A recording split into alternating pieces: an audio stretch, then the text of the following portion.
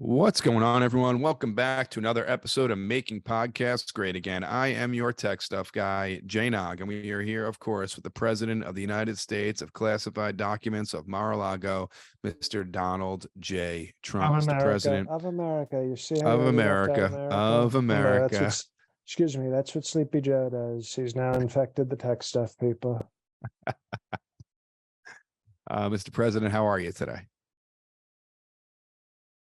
I mean, I don't even know if I can answer that because there's so much wrong going on in our country, from crime, violence, to even sports, even football. And I'm sure you'll get to all these. I just think every week, I think maybe we've hit rock bottom under Sleepy Joe. And then all of a sudden, he lifts up that rock and you find a worm and Hunter Biden making our country even worse under the rock. That's where we are. We're under the rock at this point, not rock bottom. We're under the rock bottom. Now, I haven't asked about her. How's Ivanka? Ivanka is trying to reconcile her marriage. And, because of the security footage I have, I know that she's trying to do it very strongly through sex. Okay. And, if I were her husband, I would be very reconciled, is what I can say, about the effort and the talent she's putting in.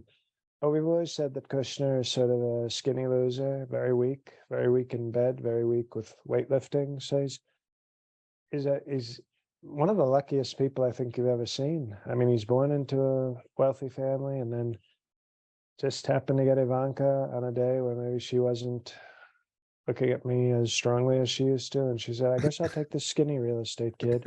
Okay. And now she's doing the best she can to save their marriage. I obviously hope it fails, but no, that's so we're not seeing each other too often these days because family's very, as you know, family is very important. That's why I have 3, and I respect that she's trying to help her family heal. They have kids, but obviously I hope it fails. But I don't want to take, it's not a father's role to actively ruin her marriage. Just passive aggressively. But she lost a little weight, to be honest. And it's I think it's affecting, because she had some natural breast that was augmented with the Trump breast. And now, I think she may have to go bigger.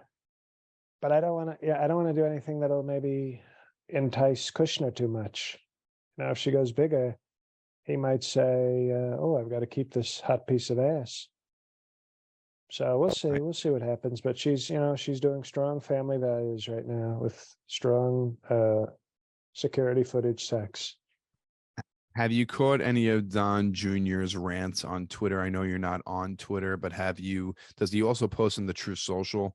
Because they have been getting very much faster and much louder these days. Now, he's very into air quotes. It's sort of disturbing at this point. He is. I don't think he knows how air quotes work at this point, because he'll just sit there for like 2 minutes doing this, like around everything. And you're going, what are you doing? Are you trying to finger bang an upside down woman? What is going on here? And it's very sad to see.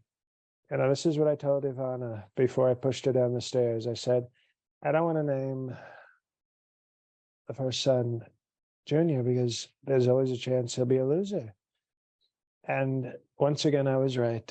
But maybe I was being woke by letting my wife decide what she'd name her first child. But, I think if I could do it all over again, seeing what he's become, I would have said to her, you can't name him Don Jr. That's final. It's either that or a very strong abortion. And that's actually what I call him now. I call him Abortion Junior. The strong abortion Junior. No, not strong. I would have done a strong abortion, but he's not a strong abortion. He's a weak. We aborted the abortion and we got Don Jr. Imagine how weak that is. He wasn't even strong enough to be aborted. He's an aborted abortion. Now, Mr. President, some horrible news I don't know if you saw this in Memphis. There was, I think, 5 police officers um, beat and killed a man by the name of Tyree Nichols. They pulled him over for allegedly something reckless, but all the video footage shows nothing reckless. Pulled him out of his vehicle. The 5 men took him, and it was like a gang beating. They beat him so bad, basically beat him to a pulp that all his internal organs failed on him, and he died a couple of days later. And I just want to know your thoughts on this tragedy. Well, I already spoke on it publicly because I'm not racist, and I said it should have never happened. It was a terrible thing. It was horrible, and we don't back these kind of blue. We support our law enforcement, but we don't support. It's called back the blue. It's not called black the blue. And when I see 5 African American officers that don't deserve to wear the badge, I say, no, thank you. No, thank you. What I find, and Don Jr., this is actually something Don Jr. said. He wondered if there was a big push for diversity in the Memphis Police Department, and that's how you got 5 African American violence people to be cops. Now, some people tell me that Memphis is like a large black population, and that may be true. But I think we also have to consider that maybe, like a broken clock, Cokehead Don is sometimes right. And I wonder if these were diversity hires. I wonder about that. And they might not have been. They might not have been. But basically what I'm saying is this should have never happened. And in 4 to 6 months, me and my people will blame Democrats and woke people for this, not the cops. So right now, very horrible. We condemn it. We don't back black. We back the blue. And if you're black in blue, the black controls. You see what I'm saying? You back the blue. You don't back the black. And if a black is wearing blue, he's black first. So we don't back the black, we back the blue. And in 6 months, we will blame wokeism and Democrats for this. That's just a preview. That's just a strong preview, but it's a horrible thing. This person was a very harmless, okay? Yes. And this is a horrible thing. This is a horrible thing. If it was white cops, they probably would have just shot him out of fear, which is very quick. And that's why we back the white blue. But these guys, they did it slow, they did it violently, they did it like really horribly. It was almost like torture. And that's why Almost. And that's why in 2024, I will simply say, white officers use strong Second Amendment, and that's better. It's not good, but it's better than non-amendment, which is called fists. Mm. And I think that is my publicist calling me to tell me that they want me to cut this section of the podcast. That's it. So very clearly, before they take it out of context, we totally condemn the actions of these black officers who are not blue. They are black. They might have even stolen the police officer uniforms. And nobody's looking into that. They might have stolen the uniforms. And then we have we have crime. So we have to look into that. Nobody's looking into that, whether they stole the uniforms. But we back police. We don't back these people. And by these people, I think you know what I mean. And it's a very sad thing. And as you can tell, much more sympathy than Joe Biden. Now, my one question for you about this, usually from the press that's been released, and it has been white officers, committing these horrible things against black people, and now it is black officers committing something, probably one of the most horrible things we've seen on tape since Rodney King. Black officers doing this to one of their own, another black person. Do you think something is going to change in society now? Because it always been the white, black, but now it's just actually bad police officers and not just white bad police officers. Well, I think this is like when Tiger Woods started winning at golf, and then you saw white golfers get really angry and start to really work hard. And now you have like Brooks Koepka and Justin Diamond and all these great young white golfers who saw Tiger Woods and said, I'm not letting that son of a bitch steal my daddy's game. And I feel like you're going to see a lot of white officers starting to lift more weights, taking MMA classes and saying, we didn't work for generations beating and murdering to see some group of 5 black officers all of a sudden try to be like Tiger Woods of police abuse. So I think you're going to see white officers getting a lot stronger and getting back to, getting back to the basics and doing, taking back the title. So I do, to answer your question, I think there's going to be very large changes in police work for sure. Did you catch the AFC championship or the NFC championship this past weekend in the NFL? Well, I don't watch the woke NFL, so I was channel surfing and caught, I don't know, maybe 3 hours of the Philly game and maybe 3.5 hours of the Cincinnati game. That was all. Okay. Just channel surfing. What are your thoughts on 2 black quarterbacks playing in the Super Bowl, Patrick Mahomes and Jalen Hurts? What are your thoughts on this? I think it's wokeism. I think it's racist, by the way. I think it's probably racist. And I think you have to be, look what just happened in Memphis with an all black cops group. Now we have all black quarterbacks. I call them quarterblacks. And that's what we're doing. And I don't think it's a good idea. I don't think it's a good idea at all. And everybody's celebrating it. And I don't think it's a good thing. I think it's one guy's name is Hurts. Okay. And it hurts my feelings to see 2 black quarterbacks.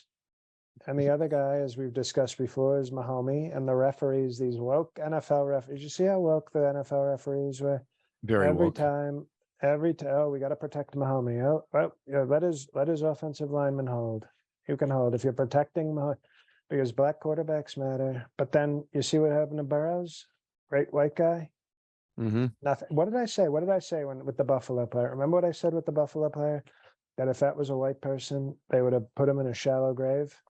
They wouldn't have even waited. They wouldn't have stopped the game. They would have put him in a mass grave, lit his body on fire, and continued the game. But it was a black, so they said, "Okay, we got to stop. We have to stop, sir." Well, they protected Mahomes, and it's a double standard now. It's a double standard, and it's very nasty, and I don't support it. It's a woke league. It's a disgusting woke league. Yeah, I mean, I'm not a KC fan or a Cincinnati fan, but I definitely What about the saw. Sunshine Band? I definitely saw the refs. The only thing they didn't do with Mahomes is ice his ankle for him during timeouts. I mean, they definitely gave him the edge on calls. There was a 3rd down that they played twice. There was a couple of pass interference calls, some holding calls. It was, I don't know, it was the first time that I ever watched an NFL game. I said, everyone says the NFL is fixed, where, I don't know, there's a lot of evidence last night that shows that the NFL could be fixed. That's woke, is what it is. Mm-hmm. The woke NFL. Horrible. Now, Mr. President. That's not a title. I know what you're trying to do there. I'm not giving it a title. I'm not giving it a title. Woke FL. I'm vetoing that Mar-a-Lago veto on woke FL. I didn't even write it down. Woke FL sounds like an African American's name. Hey, this is Woke FL Jones, and I'm the tight end for the Texas Houstons.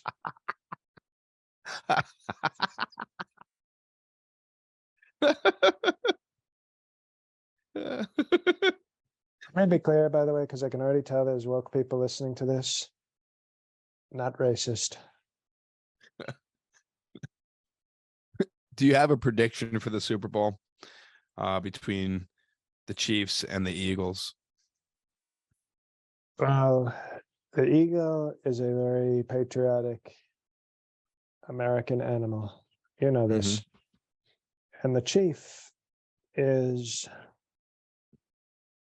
runs a casino. So who do I think? A bird of prey, a bird that prays and goes to church, a bird of prey, or a guy running Mohegan Sun? Who do I think is going to dominate the field more? I am predicting, as you know, I've predicted every one of these correctly so far. I am predicting the Eagles are going to fly right into. They're going to fly right into Foxwoods, and they're going to peck the eyes out of the roulette dealer. Right when he's putting the ball in the circle, in comes the eagle, ripping his eyes out. Eagles 33, woke Mahomes 17. Wow, that's the high scoring Super Bowl right there. Okay. 33-17. And Wow, then in that's a blowout Philadelphia, right there. they will run around being woke and probably peeing on things and possibly doing property damage. Yeah, they try to grease all the poles, and still people climb up all the poles, and they crashed through a bus stop last night, and the people are animals in Philly. I mean, there's one thing to be proud of your sports team, is another thing to eat horse shit after your team wins the Super Bowl last team. That's a little out of control. Well, I will tell you, there was a very failed comedian named J.L. Covan, and he talked about the city of Philadelphia on his last horrible album. And he talked about people eating horse shit in Philly after they won the Super Bowl. It was like one of the few moments that I agreed with that piece of shit comedian. Mr. President, next order of news. I wanted any update on between Pence and between you and between Sleepy Joe. Have you guys jumped on a three-way conference call? What's going on with classified documents right now? I'm totally innocent, so we can say that very clearly. Total innocence. I think Sleepy Joe is hiding things to protect Hunter. Because even if I had files, which I'm not admitting I did, but if I had files, there's no reason. There was no agenda. No agenda to have files. It was like, oh, this looks cool. It's mine. I was president. Maybe I made a mistake. Not admitting. But Sleepy Joe was basically like, hey, Jack, you got anything on my son fucking a hooker on the boardroom table of a Ukrainian company, Jack? Come on, man. And then that's what he picked out. So it was very targeted. You see the difference, tech stuff? Like, if I had something inadvertent, maybe we're not even admitting that, then that's one thing. But when Sleepy Joe is basically trying to cover up for Hunter, that's an abuse. That's called the worst abuse of power in the history of abuse or power. Now, have you spoken to small game Mike Pence about his classified documents? Now he probably took out some like nudes from some locker room that was in a file. He's hard. And he's, you see how he is. He may not be my gimp, but he's still got a gimp mentality. So as soon as the FBI agents came over, he got on all fours, put a leather collar around his neck, and said, "Whatever you need, sir." So he's no threat. He's a traitor, but he's also a very weak puppy dog of a gimp slave. How do you think the government is going to move forward with this? Do you think it's just going to be press talking about it and slowly disappear? Or are they really going to try to throw the book at you, Sleepy Joe, and Small Gay? Well, they're not going to try to throw the book at Sleepy or even maybe Small Gay. But no, they're going to come after me with everything they have, and they're going to lose. Won't that be nice? They're going to lose like dogs. Dogs that lose a lot. Have you spoken to Rudy Giuliani or any of your No. legal staff and had any updates? I don't know any of those people. No, none of them. Okay. Well, he was I think at Mar-a-Lago New Year's Eve. Rudy. A lot of people. It's a very popular, very tasteful, high-end club. So obviously a lot of people go there. It's okay. Okay. If he was there, I hope he had a nice time, but I don't know that person. Okay. Before we get to the next story, I just want to talk to you about our next sponsor. And this sponsor I found last year, and I subscribe to so many different things and I lose track. And thank God I found this app, Rocket Money.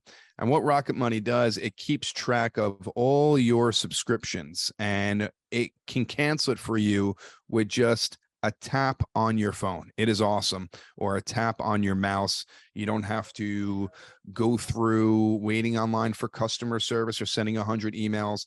Rocket Money will check all your subscriptions because sometimes you double dip in a subscription. Sometimes you've had one for like 10 years and forget you're paying for it because maybe you get a new computer or a new phone and you forget all these things go over. Rocket Money is the best. It saved me hundreds of dollars at the end of last year, and I recommend it for everyone. The app shows all your subscriptions in one place and then cancels for you whatever you don't still want.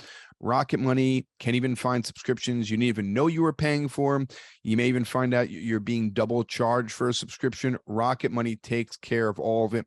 To cancel subscription, all you have to do is just press cancel, and Rocket Money takes care of the rest. It is awesome.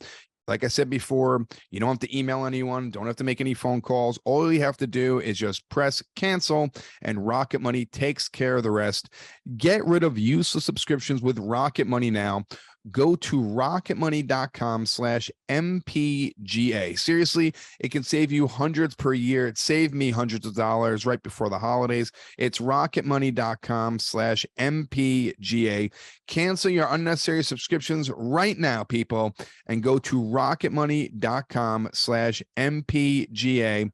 And maybe you can get yourself a nice little summer getaway by canceling our subscriptions and saving some money. Again, it's rocketmoney.com/MPGA. Now, Mr. President, you have started the campaigning for 2024. You had 2 stops this past weekend in New Hampshire and South Carolina. Please tell me, how were those rallies? They were amazing. They're amazing rallies. Very proud. We had such a great. It was an incredible patriotism moment because in one day, nobody does 2 rallies in one day. I did 2 rallies in one day. I was in New Hampshire where they say live free or die. Very strong freedom state. And I Yes. went to South Carolina, which was the first state to join the Confederacy. That's where they started the Civil War, to fight for states' rights. So we love both of those things. We love freedom and we love starting a civil war for strong non-slavery reasons, of course. And I'm going to win both states. I'm going to win both of those states early. And they know it. And that's why you see Ron DeSuckass is not saying anything yet. You notice that? He complains about AP African American history, and that's all he does. He complains. I do things. So we're not concerned. The rallies were beautiful. I mean, you should see these people. They're still out there. They still love their real president. They haven't forgotten. And when you have that kind of devotion and passion, it's very tough to beat. And I'm not going to be beaten. How were the turnouts in New Hampshire and South Carolina? I mean, they didn't want to show you on camera, but it was, I mean, you've never seen this many people. I didn't know there were that many people in New Hampshire. I thought there were like 13 people in the whole state. and South Carolina was wonderful. People want things to change. They know that their country is in a total free fall, total disaster, and we're going to win it, and we're going to win it back for the American people. Now, you mentioned DeSantis just before. He hasn't even announced that he is running yet, but you are starting early with just We call saying him how Ron horrible he is. Ron DeScaredy Pants. Is that a new name? That is a new name. Now, if he hasn't, do you think, I'm going to phrase this correctly. Do you think it's beneficial to you to say his name when he hasn't even announced that he's running yet? Yes, I do. He's not Beetlejuice. He's not Candyman. I set the terms. And when I say Ron DeSantis, I turn it into shit. It doesn't give him power. I destroy him. Did it give Hillary Clinton power when I called her Crooked Hillary? I don't think so, because she lost big league. Right, but she announced that she was running. What I'm saying is that, do you think you maybe keep mentioning his name and people who don't really know about him might start to research him, and you might lose supporters because maybe someone might read something about him that they like, or Okay. You think, so obviously you don't know my supporters. You think they're going to do legitimate research? You think these people can even read? They're injecting Mountain Dew into their veins and watching cousin porn. This is what they're doing. you got a point there. Okay. Now, also a woman who is mentioned on this podcast often, Marjorie Taylor Greene, threw her hat. We call her womanish. Okay. Woman adjacent, we call her. Woman adjacent. Now, she has thrown her hat into the ring to be your vice president. We've mentioned this on the podcast before, giving out situations and seeing who can be possible running mates. We know it's not going to be small gay. We don't know who it's going to be. Could Marjorie Taylor Greene, since she came out and said, I want to be your VP, are you taking this seriously? What are your thoughts on this? Excuse me. I'm taking it very seriously. Serious as a Chris Christie heart attack. Marjorie Taylor Greene is not going to do strongly with the evangelicals, though, because the reason I picked Pence was because he was very strong with the evangelicals who did not trust me yet. But now the evangelicals trust me because I delivered them justices, I delivered them pro-faith, I delivered them the end of Roe v. Wade. So now the evangelicals know that I'm their Michael Jordan. Okay. It was just me holding up a championship trophy outside of an abortion clinic that we were burning down. Okay. What I need now is I need tough people. I need ugly people. I need people who fuck in their gym locker rooms. I need people who do strong adultery. Now that I've got the evangelicals, now we have to get the other groups. And when you look at somebody like Meredith Thomas Green, you see somebody with a big ugly mug who fucks guys at a gym, who has guns, and she actually, can you imagine? She got into a fight with Lauren Boebert, and having in the bathroom. That's practically like a fantasy of mine. And can you imagine if Boebert is the fourth Mrs. Trump and Marjorie Taylor Greene is the Vice President Taylor Greene, and they have to be in the office all day? They'll be like pulling each other's hair and making out and doing scissoring all day long in the Oval Office. And as I've always said, happy me, happy country. And nothing would make me happier than my hot, cute, dumb wife, Boebert, getting it on and fighting and scratching and making out with Michael Thomas Green. So she's very high on the list because she's going to get the different demographics that I want. We have the evangelicals, so we don't need a Mike Pence again. We need somebody totally different to get other types of people. The conspiracy, the QAnon, the people who fear Jewish space lasers. These are people now that we're going to really lock in. Are you leaning towards a man or a woman as your vice president, or Well, that's why it's I want based on Martin Thaddeus Gross, because she's both, I think. I think she's sort of both. I don't even know if she's non-binary. I think she's like trinary, like man, woman, and animal all in one.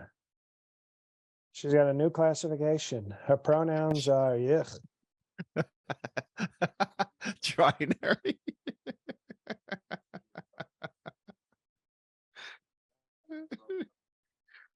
That's perfect.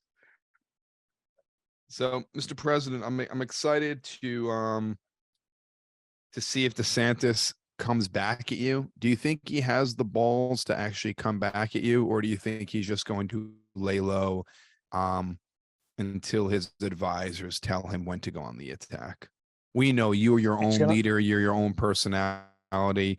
You don't listen to anyone, but as far as DeSantis, I'm sure he listens to his handlers. he's gonna lay low because he's short and dumpy, and also because he's a coward. So he's gonna lay low and he's gonna have his sour milk voice, and he's gonna, complain about things in Florida schools, distracting from the fact that he doesn't have a strong, powerful national agenda. And eventually he's going to get into the ring with me, and it's going to be a third round knockout. You're just going to keep him around for 2 rounds just to toy with him? It's going to be, remember Muhammad Ali? Yes. He stole my bars, because what I would say about Ron DeSantis is, I'm going to wait until round 3 till I knock out Ronnie D. Well, I'm looking forward to how this plays out, Mr. President. And once again, appreciate you joining us week in and week out, and all for the bonus episode. You're such a busy man. You're going to be running for president once again. It's called strong in, strong out, not Yes. week in, week out. Now, Mr. President, like I said, appreciate it. And also our last Patreon episode, Diamond 2.0, rave reviews, comments coming in every single day. If you are not on the Patreon, get on the Patreon. Check out the live episode this month. Check out Diamond 2.0. Check out all the Fred Trump traditions. Check out Kavanaugh. Check out movie reviews. There are, like I said, hundreds of hours to binge on. Go to patreon.com/MPGA. and rocketmoney.com/MPGA, rocketmoney.com/MPGA. And for me, just follow me on Twitter @JNog, and check out goodieshow.com for mental health and suicide prevention. Hitting the road towards summer and fall, going to colleges, going to high schools, going corporate, and doing this show all over the country. Very excited for it. So goodieshow.com, check that out. And Mr. President, the floor is yours. Thank you. Hello, everybody. This is JL after shoulder surgery 2 and slowly anticipating a shoulder surgery 3. But before that, Chicago next week. I'm in Newark this Friday. All the shit is on my website, on my calendar, all ticket links and everything. Newark on Friday. Chicago next Tuesday, February 7th. Huge show. Anybody and everybody anywhere near Chicago, please get your tickets, come to that. And then after that, we got Montclair, New Jersey, Boston, Massachusetts, DC, Philly, and Princeton, New Jersey, all in March.